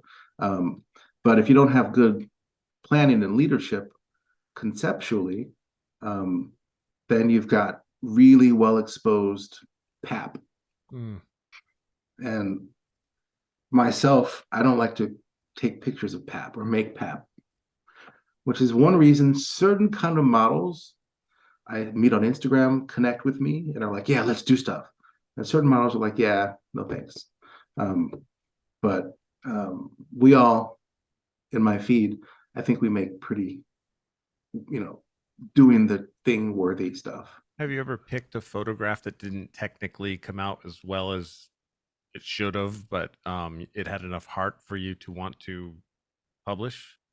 I mean, Oh, I'm assuming yeah. yes. But And sometimes I think when you're doing a whole bunch of things experimentally that aren't safe, that aren't going to result in I mean, you could make safe lighting choices that expose things a certain way because you've done it a million times, but you've done it a million times. Um, One picture that I won't waste the time to try to find right now in my photos, but I was in this dark hallway in an abandoned building, abandoned stairway with a model, and it was really tight, and I didn't have a lot of room, and it was so dark that my main flash unit, I couldn't focus because low light, you can't autofocus stops working. And I had my camera, my cell phone, light, and so I just sat my cell phone against the wall and was lighting the person with the light so that the autofocus could focus. And then I realized this is my 6D Mark II, or maybe it was the Mark I, but I was like, oh, these new cameras are so super sensitive. I can have ISO 64,000. Like I can basically, it's like see in the dark camera. It's super grainy. So I I said instead of this being the focusing light, let me just use this as the main light. Oh. Set my sensitivity so high, it's insane. Um, and then started taking, natural light photos with the cell phone light. Hmm. And it came out super dark, super grainy, super heroin chicy. And it looked kind of weird and imposing. Um, and I was like, that's the shot we were looking for. Hmm. And this is awesome. Oh, Even though wow. technically the pictures are crap. But someone would have probably thought you used a filter to make it look that way, even, Yeah, I didn't like, need a filter I didn't yeah, add grain. that's great. I didn't push up any sliders really. That's actually a natural light Wow. photograph That's neat. with the cell phone camera.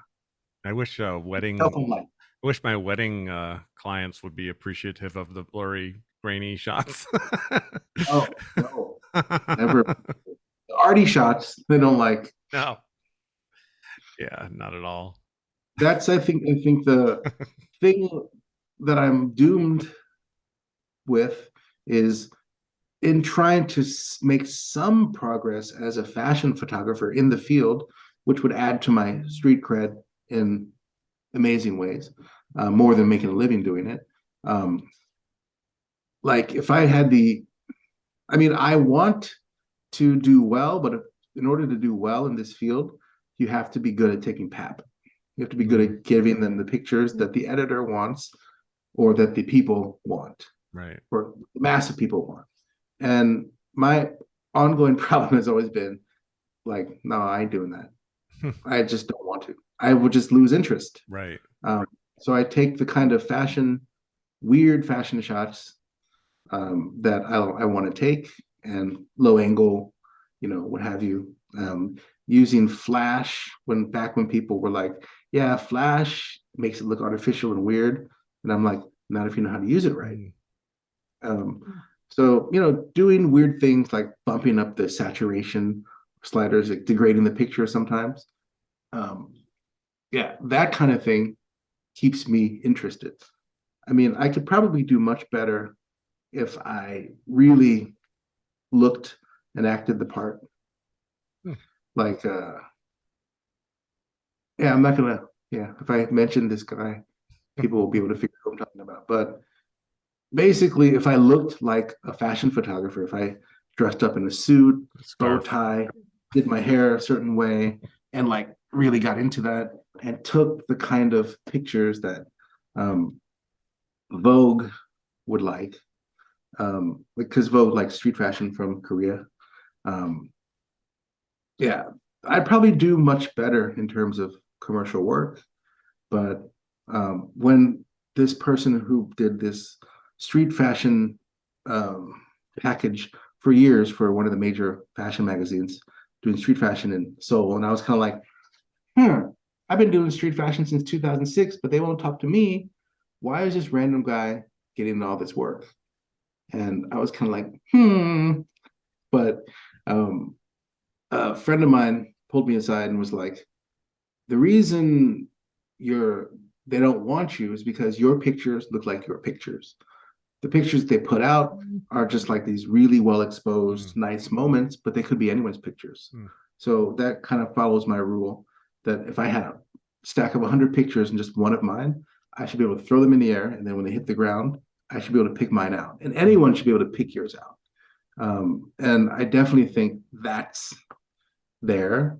Um, and I'm proud of that fact. I'd rather be able to do that um, and be able to pick mine out of a stack of 100 pictures on the floor. I'd rather not be getting the calls from the majors as long as my work looks like my work. Nice. So that's what I say. I know. I'd love to make $10,000 a season at Seoul Fashion Week by being the guy in demand and delivering packages to a zillion people, but that's not happening. So just keep doing my thing. I think that when I'm dead or when I'm 70, 80 years old, that's when people may be like, oh, look at this person's work. This was great. This was really important. But it's always like that. When you're younger and able to benefit from fame or recognition at the very least, nobody knows who you are. But when I'm a super old guy and I get I don't know if it'll be a phone, the meta telepathy device Meta call, telepathy. I and love they're it. like, oh, we know that you did all this work in the ancient times of the early 2000s. We'd like to put together a retrospective and a book and a huge exhibition in the middle of Sejong, Art Center, Cultural Center. I'll be like, yeah, I wish you'd called 20 years ago, but Yeah. at least there's a possibility of that happening. But yeah, Hmm. I think if I was trying to do ethnography of high fashion people and trying to really enter the high fashion world, that's what I really wanted to do, then my desire to my way of photographing could match what I needed to get into that world. But I don't have that desire. I want to do the subcultural weird kids, the ones who are like on the edges of culture, the ones who are in the middle of making LGBTQ drag queer culture kind of more normal. Like Mm-hmm. put it out there into society so people accept different points of view, Yeah. that kind of thing. Those So are the more interesting photo. I Yeah. mean, you look at Vogue and all those things. It's like, yeah. In a few years, who cares, right? Like it's fine in the magazine when it's there, but something that really captures the essence of somebody or their own personal style. yeah, I find that, I mean, I don't really know much of anything about fashion, but I find the things that I gravitate and what I really like to celebrate is people that just have their own fashion, their own style, yeah. and just like, and I feel like I'm in LA, so I feel like you see a lot of that. Like if people just like doing their thing and they're just like confident and they're wearing the thing that they want to be wearing, walking down the street. And I'm like, that's cool. Like rather than these big brands and fashion shows and And I think that's the key, right? Um, like right now, if your pictures were getting into all kinds of different magazines and you're like this published, your tear sheets are killer. You've got like pictures in W, Vogue, GQ everywhere. That's cool. It probably feels good because I wouldn't know about it. But um, at the same time, from what I can see, you're not necessarily going to be taking your pictures. You've yeah. you've had to compromise so much. I mean, if that's your bag, then cool, good for you, but it's not for me. So if I had to compromise that much to be in those places, it would feel good to be in those places. But yeah, in 5 years, no one's gonna be like, oh, remember that time? No one has ever said, remember that one picture that was in that one, because people don't remember photographers' names. So um, Hmm. I mean, even like the most famous photographers, no one's like walking around being like, "Oh, do you remember that spread that such and such person did back in the 90s?" No one knows these things. Hmm. No one remembers them. Like Gary Winogrand was one of the best street slash documentary, but actually secretly low key was kind of a street fashion photographer. Gary Winogrand was one of the best photographers ever lived and kind of is partially responsible for us even having a visual memory of like New York City in the 60s and 70s. But no one knows who this guy is. We Like, both know who Frono's Photos is. Fro knows Frodo. And for better or worse, I mean, same thing with social media. Fro knows Frodo. He's huge Yeah. right now in the photo world and gets all kinds of, Yeah. you know, Endorsements. collaborations, free cameras, Yeah. lenses. Yes. But no matter who you are right now on social media, um, does anybody remember who was the most popular person, people on in not Cyworld, but in MySpace? If you're like, I was a Just MySpace, Tom. no one's like, people are like, yeah, whatever. Right. I mean, all the people who were like, even some of the models that constantly turned me down because they have 100,000 followers or something like that. The thing that kind of gives me petty satisfaction is I mean, you're the it person at 22 years old right now, and you've got 100,000, 100K behind your name. But unless you really do something with that now or very soon, when you're 52 in this accelerated technology paced world, um, nobody's gonna be like, oh yeah, you had 100,000 followers back in 2023. Yeah, you're like, yeah, There's too many celebrities also now. yeah, There's just an abundance. Yeah, there's not really such thing as like a star anymore because there are so many of these influencers and all of yeah. that Everybody's yeah, famous. it makes them kind of irrelevant. And I feel like if you don't really like create some type of art that's memorable, like who cares how many followers or what, like they do all kinds of dumb things, like they make money. There was one some of my friends texted me and said, I don't understand this world anymore. Like there's just some influencer where he runs around and asks people that own expensive cars like What's your job? questions. Yeah, it's like nobody's gonna remember that in like, probably even like 2 or 3 years. You know, like all Yeah. that stuff is very short lived. And I mean, that's the thing. Everybody, if you're really good at gaming the system and can get that quick and easy fame, followers. Um, I mean, I even question the idea of an influencer, like people are called influencers now. Um, but do you actually have great social influence? I mean, some influencers do, but some people just have a lot of numbers, a lot of followers. They've gamified the system such that you've got 100K. Does that mean you're a force in this social field? Right. I don't know. So Yeah. I'd rather be unknown, but maybe not unknown by certain people, and be 75, 80. Hopefully I get there. I got to eat better. But I'd like to be in the corner of the room, so to speak, and some random weirdo comes up to me and says, aren't you Michael Hurt? I'll be like, yeah, who's asking? And that person be like, oh, I've followed your work for all these years and I think it's great, and da da da. And they know it and they like it, and that person appreciated it, got something out of it. I'd rather be that person than have enjoyed some fleeting recognition and nobody cares later. So one or two people care, hopefully one or two people who are kind of interesting, cool, good people. Later, if those people cared, um, then that's the game, I think. If you've done good work. Yeah. Nice. Just so you know, we So are coming up on the 2 hour mark. I just wanted to... yeah, I was gonna ask you, Michael, where is your current work mostly on Instagram? Tell people where they can find your stuff. Most of my stuff, I'm on Instagram at my personal Instagram with my official name and my official street fashion work, and most of my work that was like before 2017 is on my personal Instagram, which is at Kuraeji, Kureji, but don't go there because I don't really check that account. I mean, I have it there. Where I do my work is Seoul Street Studios, the round thingy at Seoul Street Studios, no spaces. We'll put it in the description.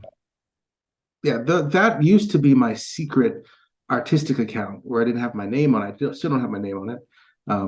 Where I could be free to just do the kind of photos that I want to do. And not all of them are, I mean, they're all safe for work. They're all Instagram safe, obviously, or my account would be taken down. But they're not necessarily the safest pictures. And I kind of feared, because there's lots of competition and petty backbiting and sabotage in academia in general, but also in Korea specifically, that, I've been attacked a bit for my pictures. And, you're approached with a picture out of context, somebody screenshot it. Is this the kind of picture a university professor should be taking? I'm like, why not? Yeah. He did. I do. I'm actually proud of my work, and I get to connect with people that you wouldn't even be able to like get to talk to you. So Mm.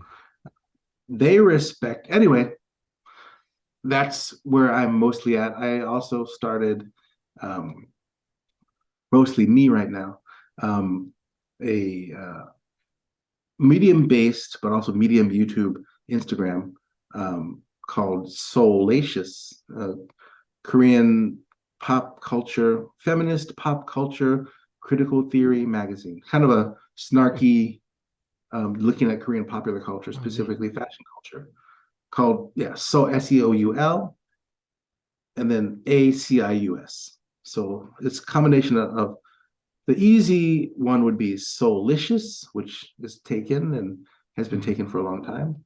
But Soulacious comes from the word salacious. Mm.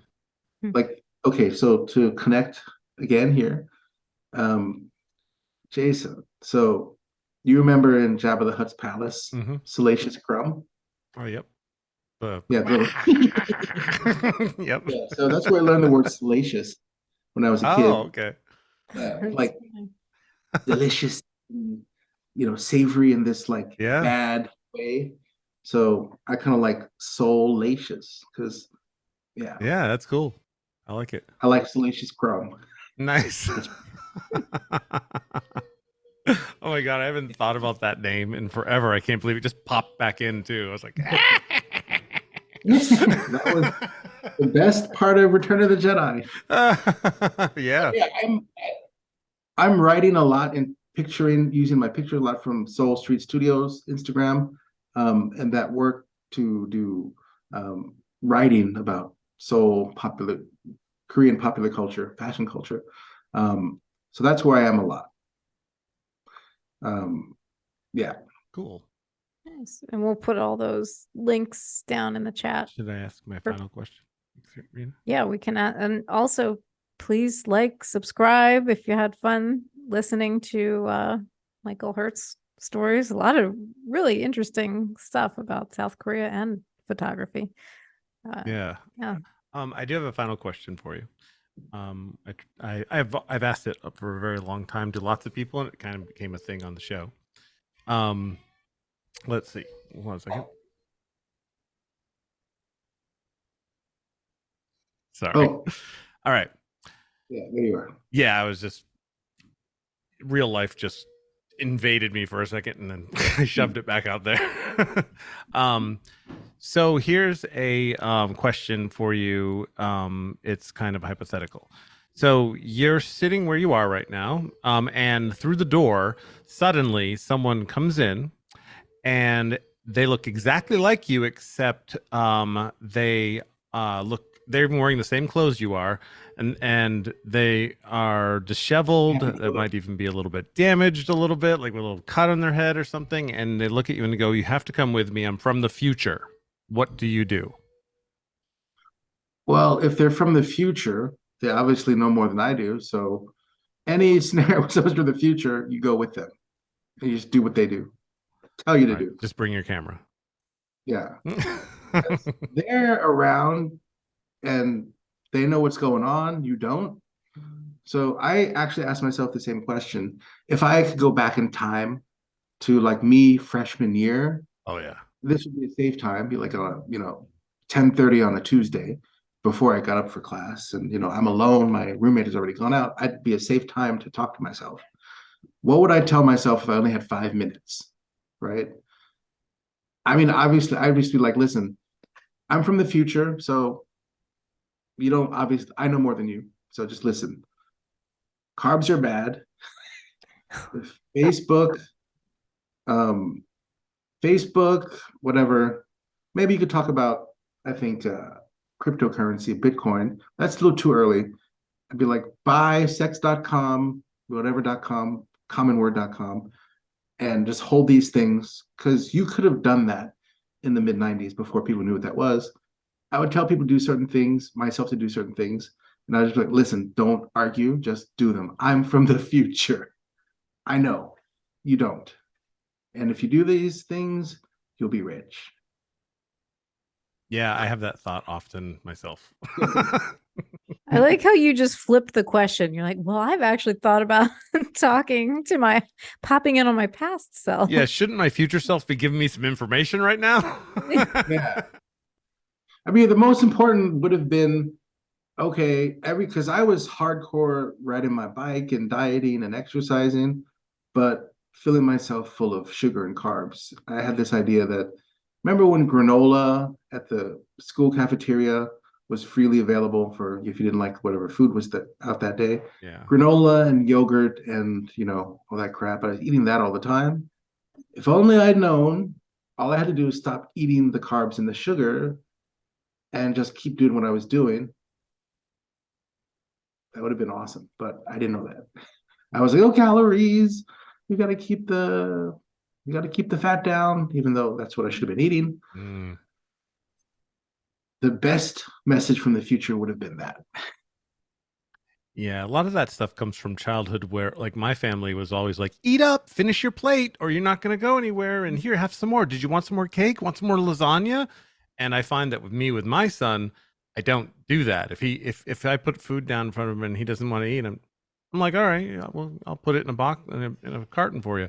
My parents, they would have made me eat it, and then they would have asked if I wanted more, and that I have to actively try not to eat too much food now because I grew up that way. I'm always Yeah. thinking about it. I had the same experience with liver and onions with my mom. Oh, And in the 70s, yeah, in the 70s, things were just done a certain way. yeah, And my mom prepared this, I think it was from her work.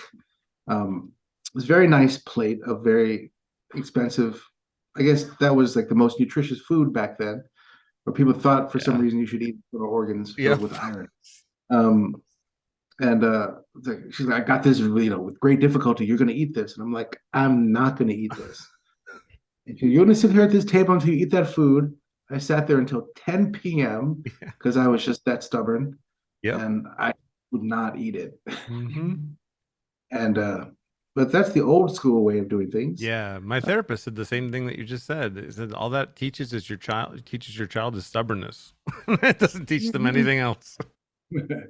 Or brings that trait out. But Yeah. Okay. yeah, but lots of things. It was the 70s, like I say a lot now with my own past things that I regret. It was the 80s. What you gonna do? Yeah, I mean, it's it was true. the 80s is catch-all explanation for a lot of things. Yeah, for sure. Yeah. Awesome. Well, All Michael, right. thank you so much for joining us and Yeah. coming on the show and Thanks for talking. inviting me because yeah, I like to talk and ramble about weird things. And if I can talk about weird things that people actually want to hear, Yeah, that's cool. fantastic. All right. Yeah, thanks a lot, Michael Hurt. Oh, Yes. is there gonna be like if there's a cool part, Mm-hmm. maybe I can put over my own Mm-hmm. attempt at YouTube explainer video.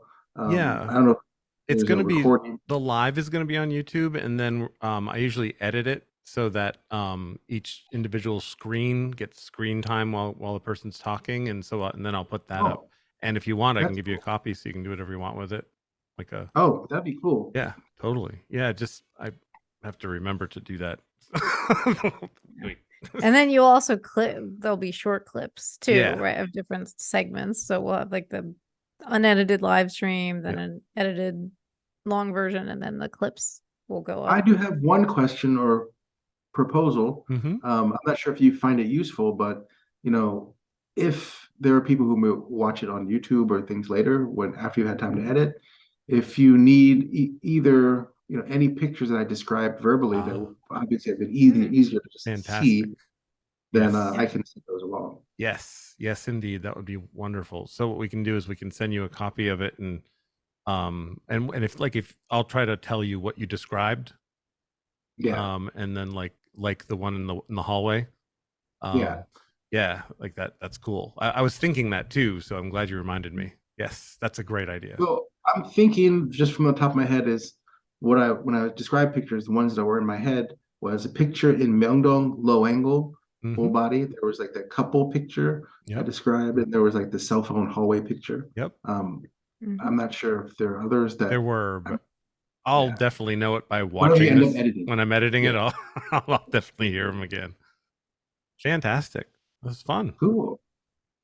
What? For me as well. Yeah, that's great. All right. I'm Yeah, gonna and go and eat.